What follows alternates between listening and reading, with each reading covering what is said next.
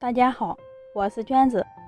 今天给大家分享一个葱花饼的懒人做法，不用揉面，葱香味浓，一起来看看吧。准备400克的面粉，打入2个鸡蛋，加3颗酵母粉，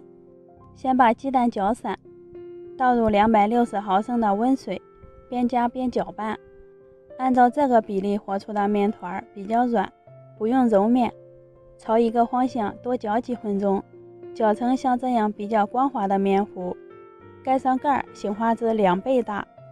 准备一把小葱，切成葱花，在面板上多撒一些干面粉防粘，把花好的面糊倒在上面，稍微整理一下，用掌心压扁，慢慢的擀开，擀成一个长方形的面饼，厚度约0.5厘米即可。在上面淋上一些食用油，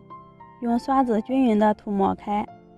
400克的面粉用了5到6克的食用盐，最后撒上葱花，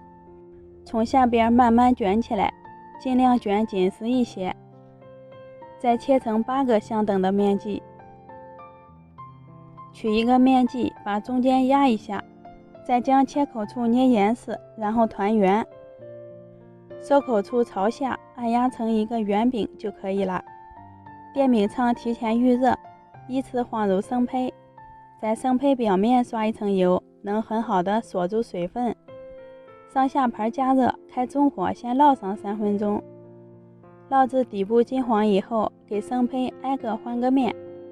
再烙上2分钟，